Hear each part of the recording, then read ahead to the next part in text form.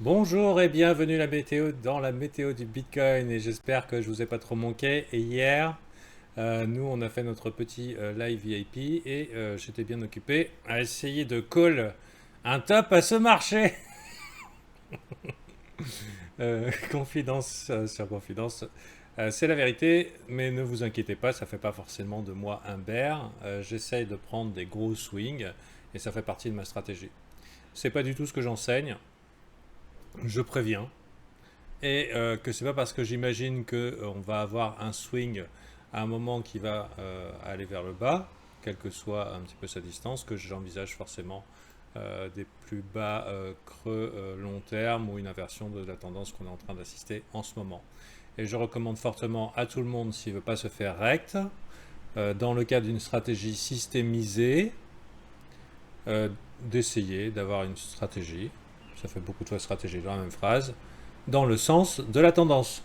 D'ailleurs, les premiers VIP qui sont arrivés en juin l'année dernière doivent halluciner gravement entre moi qui dis tendance, tendance, tendance pendant 6 mois et que d'un coup ils me voient essayer des stratégies contrariennes.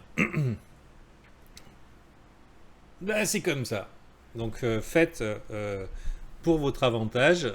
La stratégie est toujours, et la plupart des traders vous le diront, c'est d'aller dans le sens de la tendance jusqu'à ce qu'elle soit prouvée fausse. D'accord, hein. Et j'ai même tendance à penser que on s'en branle des résistances, puisque le vent est dans notre sens.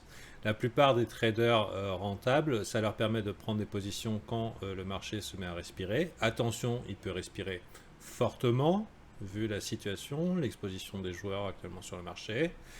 Il peut respirer fortement, mais il n'empêche que, jusqu'à preuve du contraire, les dips sont des opportunités d'achat. Alors, selon la puissance du momentum, on peut faire ça sur des unités de temps euh, un petit peu plus raisonnables ou courtes. Voilà. Et il y a beaucoup de gens, je ne sais pas si vous regardez un peu la Trollbox sur BitMEX, qui ont fait plein de sous et qui sont très contents et qui sont tous des génies du trading. Mais il y en a aussi beaucoup qui ont tout perdu. Voilà. Sur des mouvements très émotionnels comme ça, on a vite fait de soit se faire gratter le compte par des petits mouvements un petit peu douteux, soit de tout perdre simplement en voulant euh, make it, en voulant le faire ce coup-ci. J'expliquerai au VIP pourquoi je me prends la tête sur ce trade qui n'est pas facile à prendre. Euh, Ensuite, des missions, mais je ne recommande à personne de se lancer comme ça, de se dire ok, c'est un top.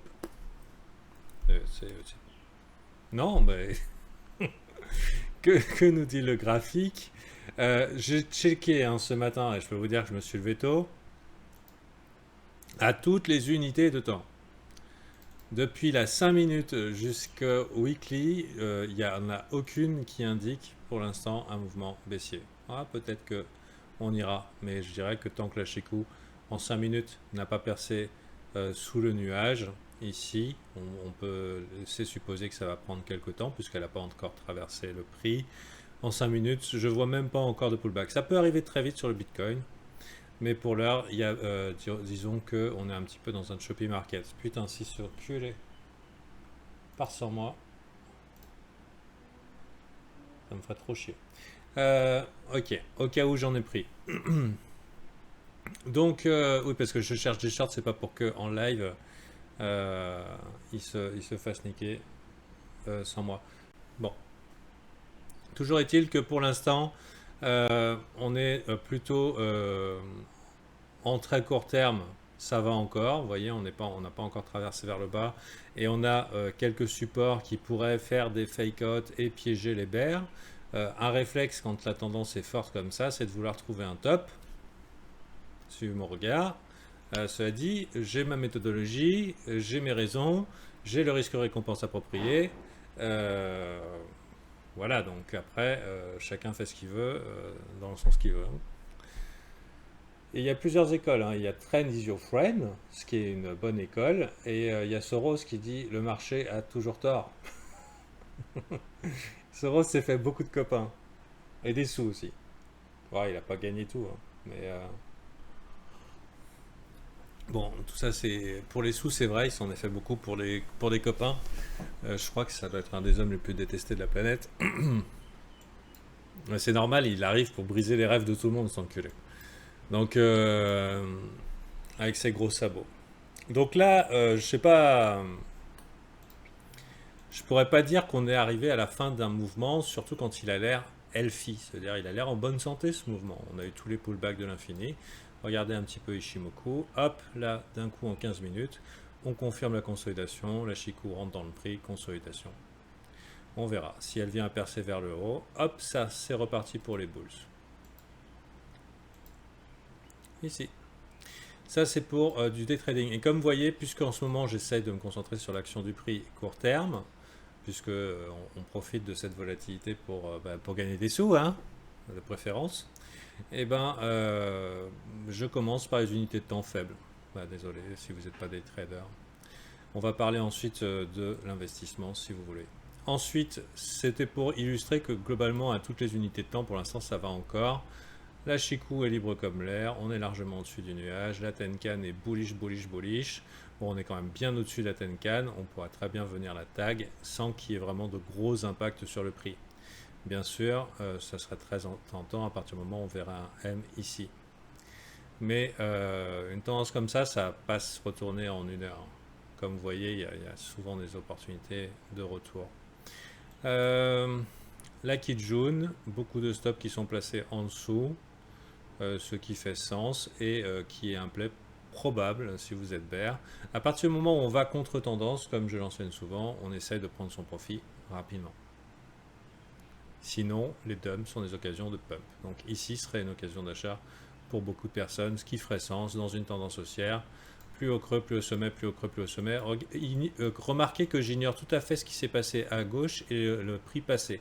Pour l'instant, je regarde vraiment au microscope ce qui est en train de se passer. Plus au sommet, plus au creux, plus au sommet, plus au creux. Ça continue pour l'instant. D'accord.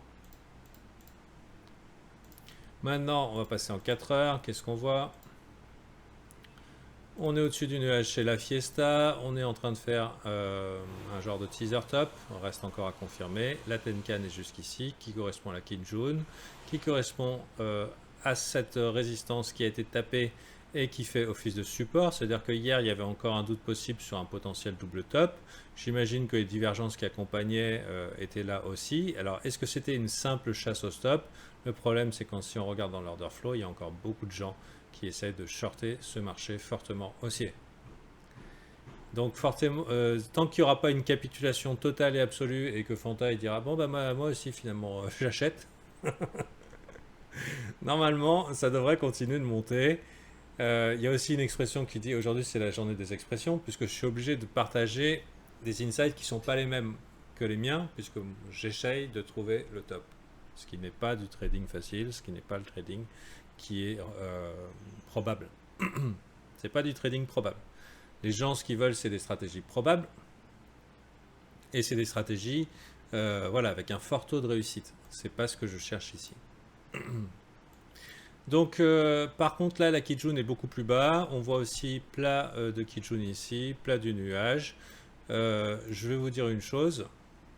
Si jamais on revient ici, ne soyez pas étonnés. Et ça ne voudra pas dire doom, doom, doom, doom, doom. Qui sait, selon la réaction sur cet emplacement, je veux dire ici, là, ça peut être une très bonne opportunité d'achat. Ok, à voir. Et pas du tout teubé, hein, pas du tout stupide.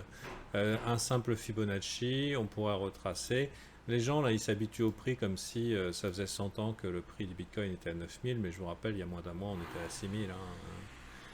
Faut quand même relativiser. À partir du moment où le marché devient fortement émotionnel, regardez, les queues aiment bien être mangées. Déjà, un petit retour sur 0,382 est complètement faisable, qui ferait aussi un enfin, qui ferait sens par rapport à ici, ce support Chikou, ou alors ce haut de la span A sur le nuage. Je me réfère beaucoup à Ishimoku parce que c'est très pratique pour timer ses entrées. Je ne suis pas un spécialiste dans le domaine. Vous le savez, mais j'ai quand même pris des cours, ce qui est quand même qui me place au-dessus de ceux qui ont juste mis l'indicateur et qui croient savoir. Euh, voilà, donc ça fait des zones un petit peu intéressantes, mais on est au-dessus du nuage, le futur est brillant. La Chikou est libre comme l'air, ça peut monter à l'infini. Pourquoi pas? Bien sûr, si ça monte à l'infini, on pourrait réévaluer la position. Et si là, on commence à mettre d'un coup des reload zones, eh ben, elle pourrait s'aligner sur des niveaux qui seraient peut-être intéressants. Voilà. Parlant de niveaux intéressants, je ne sais pas comment on va être mangé, mais sachez que les gens adorent les big fat round numbers, les gros chiffres ronds. Ce qui fait que 10 000 est dans le viseur de tout le monde. Et je ne sais pas si le public en délire sera très chaud pour acheter du Bitcoin à 10 000. Ça, puisque c'est la target psychologique. La target psychologique. Donc, à vous de voir. Qu'est-ce qu'on dit ici en live trading? Ok. Qu'est-ce qu'ils disent ici en discussion crypto? Non, c'est un scam. On a des scams sur le Discord. Pour l'éviter, on banne les bots hein, le plus vite possible. Vous prenez ici, vous faites paramètres de confidentialité et vous empêchez les messages des membres du serveur. Moi, je le garde puisque bah, c'est moi le patron et je vous autorise à venir. Ceci étant dit, alors, aussi quand je vous dis que je cherche à short, c'est tout à fait normal que je sois stupide. Normalement, je dois être stupide. Donc, ne vous inquiétez pas, VIP, vous pouvez rester le mois prochain, d'accord? Et voilà. Bon, en attendant, pour l'instant, la tendance haussière, trade is your friend until the end. Et même la Chikou, plus au sommet, la vie est belle, tout va bien. Toujours, et donc les dumps sont des opportunités d'achat, et selon la vitesse, bien sûr, du momentum. Du mouvement. On va passer, disons, en 12 heures, essayer d'avoir un visuel. Ah, et là, on commence à regarder vers la gauche. Et d'un point de vue simplement de l'action du prix, on peut s'interroger. Déjà, vous voyez ici, c'est Chikou là qui fait ses M dans des M, etc. On arrive exactement au point de bloc ici.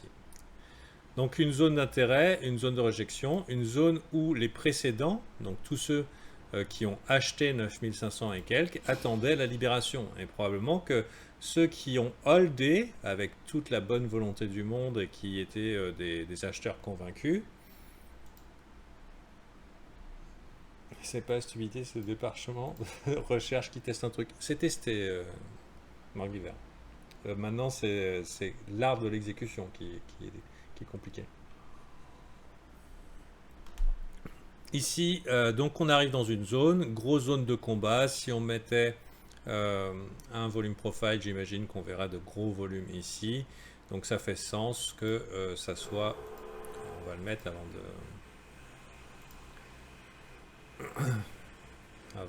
de dire de la merde. Bon, il y a eu des gros volumes ici hein, par rapport au précédent, là où on a vu que la volatilité accélérait. Ici, c'était une zone où on avait trouvé de la valeur. Si on zoome un petit peu ici avant que le truc apparaisse, j'imagine, j'espère, fuck me. Voilà, qu'à un moment c'était le point de contrôle quand même, vous voyez ça? Bon, je dis pas que de la merde. Donc à un moment c'était le point de contrôle, ça veut dire que ça fait sens qu'il y ait des gens qui ont gagné beaucoup de sous en se positionnant ici, bear, veuillent retenter l'affaire. Beaucoup de gens qui ont perdu et qui n'ont pas vendu, parce que pas vendu, pas perdu, vous connaissez bien l'adage de Passeros, l'adage de Robert Wright, c'est son deuxième nom. Donc Robert qui s'est fait rect, lui il attendait sagement et il est content, il va pouvoir sortir du salon, redormir avec madame. Donc tout va bien, pour lui on est content. Mais du coup, Robert Rexford, oh putain Morgiver, t'es encore plus en forme que moi. Du coup, donc ce qui fait qu'on pourrait avoir une zone d'intérêt et revivre à peu près ce qu'on a vécu là.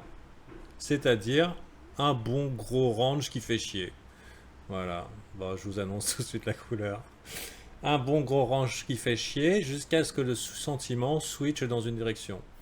Il est très possible que sur un gros range ici, contrairement à ce que je souhaiterais voir, mais on s'en fout de mes souhaits ou des vôtres, puisque si je regarde un petit peu la météo du Bitcoin, vous êtes dans les sondages, vous êtes encore beaucoup à être encore assis sur vos mains, à attendre désespérément une opportunité d'achat.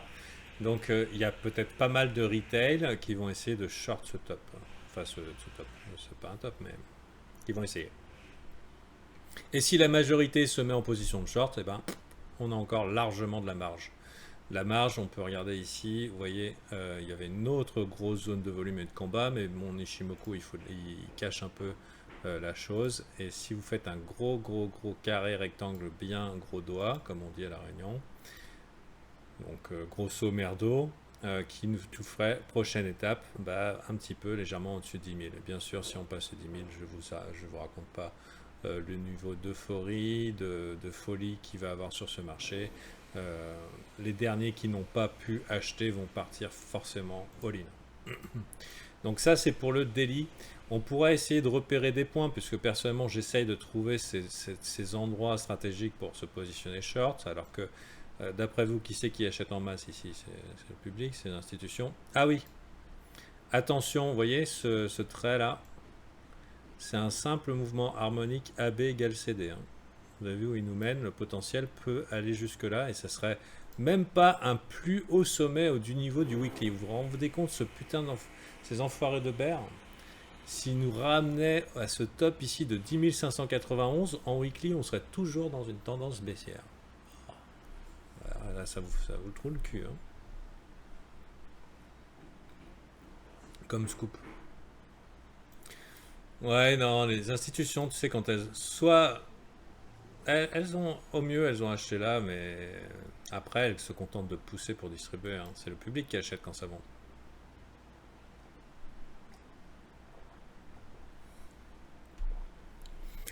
Je peux vous dire que ce que le public en délire achète massivement et sans réfléchir, il y a bien quelqu'un pour leur vendre. Hein.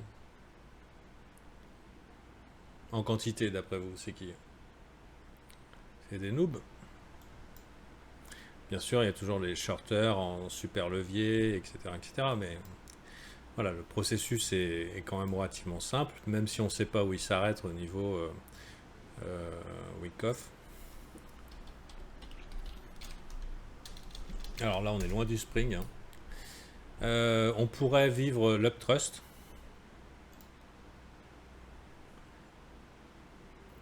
Mais pour l'instant, on est loin du spring. On est sur un mouvement de week-off très simple, si vous voyez, les 4 phases de marché. On les a sous nos yeux. C'est sympa, j'avais jamais vu de cette façon-là le dessin.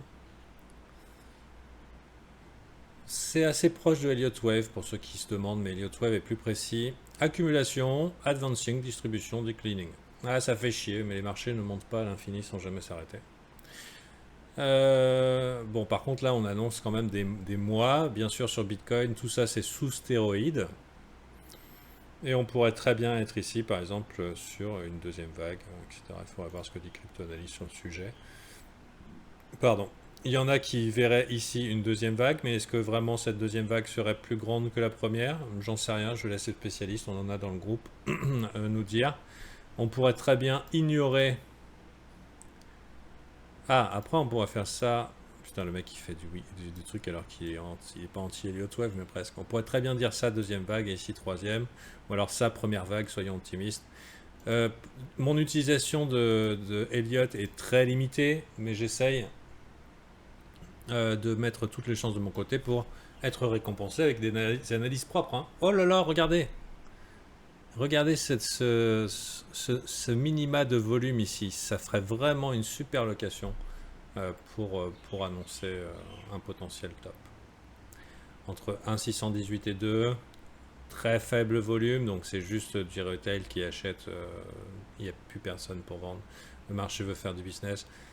C'est une bonne location ici de se terminer en blow-off top. J'aimerais avant, et on verra un petit peu selon l'issue de ce combat-là. Bon, maintenant, regardons un petit peu la grosse structure en M là. On va essayer de repartir sur des bases saines.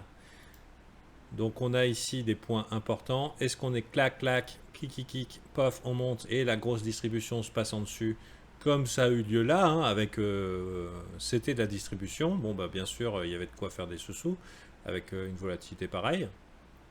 Ça veut dire que alors qu'on est dans un processus de distribution, Dans ce processus de distribution, tu as réaccumulation, distribution, etc. Probablement redistribution et pas réaccumulation, distribution, réaccumulation, distribution et peut-être redistribution. Voilà, ça monte comme ça. Il faut qu'on achète gros pour donner ensuite. Il y a quand même des gros sous qui rentrent. Pump versus halving, ça va donner quoi, tu penses? Bon. Alors, Romain, sache que je ne suis pas friand de narratif. Moi, tu sais, je pense qu'à partir du moment où le prix monte, les gens vont trouver tout plein de raisons pour dire pourquoi ça monte. Et que quand le prix descend, pareil. Alors bien sûr, si Trump dit non, le Bitcoin c'est de la merde, etc., il pourrait y avoir un impact. Mais je veux dire, la première réflexe des gens quand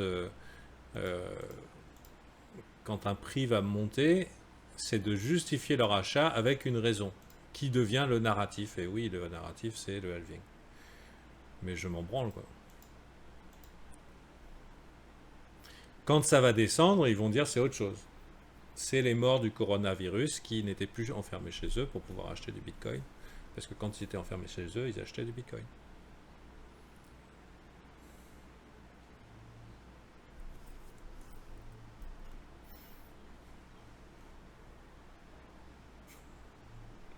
Putain, trop long.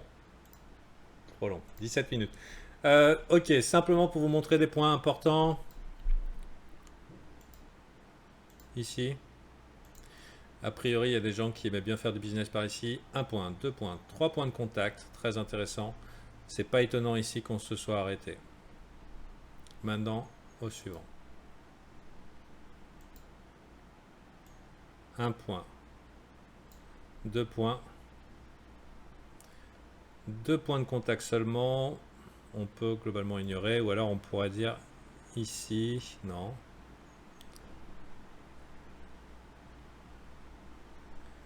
Normalement, ça doit être clair. Hein. Ici. Ici, c'est particulièrement clair. La wiki s'est arrêtée là. Le corps de chandelier s'est arrêté là. Clac, clac, clac. Le marché qui s'est stoppé à peu près dans la zone. Tu peux la faire la forme d'un petit rectangle. Et je dirais que, globalement, il y a des gens qui ont des gros sous qui travaillent sur ce niveau.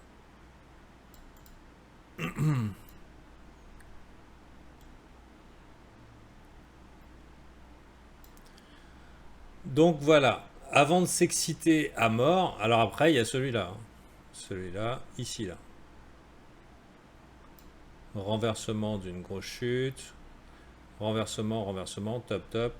Ok, qui nous amène à 10 916. En tout cas, on a du chemin. On a du chemin. Maintenant, simple Fibo par rapport au mouvement précédent, zone de rechargement. On est en plein dedans, 0,618, 0,786. Normalement, ça fait sens au moins de prendre profit ou d'y réfléchir. L'issue, on ne la connaît pas. On attend la structure.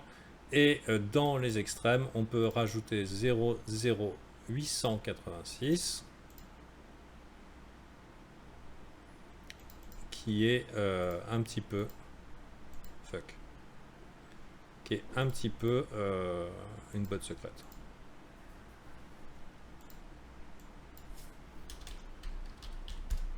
Hop, 10 123. Ok. Bon, j'espère que vous êtes conscient que il ne faut... On peut se mettre à acheter, faire du day trading et tout à vos risques et périls sans stratégie éprouvée sur le terrain. Si c'est juste au pif, ben, ça va se finir comme ceux qui tradent au pif. Si vous êtes grosse couille et all-in sur le Bitcoin, bah, tant mieux pour vous. Quelle est votre stratégie de sortie? C'est important. Sur le chat, il y a un mec souvent qui vient nous faire ses petites analyses. Bon, il est permaboule, hein, mais j'aime bien parce qu'à chaque fois, il nous dit What is your plan? What is your plan? What is your short-term trading strategy? Bon, je l'ai vu acheter tous les dips de l'univers pendant que ça baissait. J'étais un peu triste pour lui. Mais ce qui est génial, c'est cette question que je vous pose aujourd'hui. Quel est votre plan? Et quelle est votre trading stratégie? Et ça implique deux choses. Votre entrée Donc l'entrée c'est relativement facile à prendre. Est-ce que vous tradez des WI, des Head and Shoulders, des plus hauts sommets? Il y en a qui achètent des plus hauts sommets, qui tradent des breakouts. Ici on en a eu un. Ou alors des pullbacks sur résistance. Qu'est-ce que vous tradez? Mais surtout, quelle est votre stratégie de sortie? Quand vous prenez profit et quand vous prenez votre perte. Est-ce que vous êtes Robert Redford? Est-ce que vous allez être de ceux qui vont dire ouais, on est des héros, on est des mains solides, nous, des strong hands, on nous aura jamais. Est-ce que vous allez holder en mode pas perdu, pas vendu comme Robert Redford? Sachant qu'ici il y a quand même un méga trou dans le volume profile. Si on... Alors, quel que soit le haut, je serais très très surpris que le Bitcoin ne redescende pas à 7800 à un moment T. 7750, 7800, sérieusement, c'est pas le moment de FOMO. Soit vous avez une petite stratégie court terme, mais vos points d'entrée, vos pertes, votre prise de profit. Et je déconseille fortement le main solide, le narratif, ouais, tous ensemble, on va hold, on va buy the dip, et en fait, quand la tendance s'inverse et qu'on commence à faire des M dans des M, dans des M, dans des M, on se retrouve avec des gens qui sont dans l'enfer sur Terre, quoi. Donc voilà, je vous souhaite plein de bonnes choses. Je pense pas qu'il y aura de météo demain. On verra s'il y en aura une le week-end.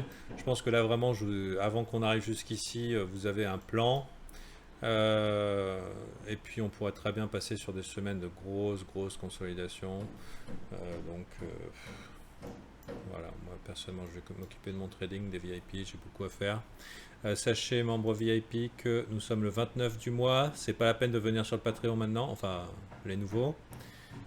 Si vous venez et que vous êtes facturé, allez, en bon prince, si vous êtes facturé là et que vous êtes refacturé le 2, en bon prince, je vous offre ces 2 derniers jours. Donc je vous rembourserai après coup. Mais sinon, probablement que la semaine prochaine, le 3, je vais faire un webinaire gratuit pour tout le monde, pour que les gens comprennent ce que c'est le live pédagogique. Je laisserai l'invitation en vidéo. J'enverrai une invitation par email. J'enverrai une invitation sur le Discord. Et si vous voulez voir comment ça se passe avec les VIP, en sachant que j'ai pas de stratégie secrète, enfin j'ai la mienne, qui est secrète. Mais je ne donne pas de stratégie toute faite. J'éduque à la prise de responsabilité, j'éduque à la découverte de soi, à la compréhension des indicateurs et à ce que vous allez vous mettre dans votre sacoche, dans votre bas de ceinture, pour vous faire les marchés. Et on peut être dans n'importe quel sens tant qu'on a un bon risque-récompense, un plan d'action, les probabilités en notre faveur, ben, on peut gagner des sous. Donc voilà. Bon, et je voulais vous faire part de la découverte en live de mon nouveau site internet qui s'appelle Magic Bull Trading. Donc voilà, et je vous dis à demain. Positionner un mec encore mieux, quoi. C'est quoi Magic Bull?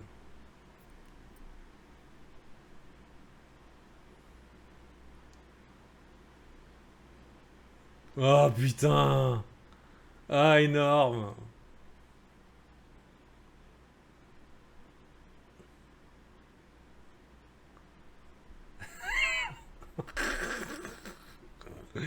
Ah putain, les mecs.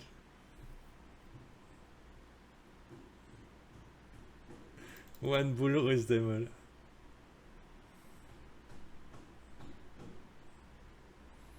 Énorme. Eh, vous savez, ça là, c'est ce que je voyais sur le site de Brian avant. Magic Bull, mais c'est énorme.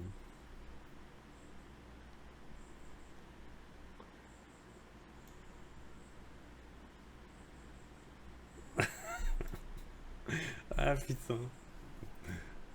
Oh yeah! C'est le bon prix ça? Ah, y a pas de suite, c'est con.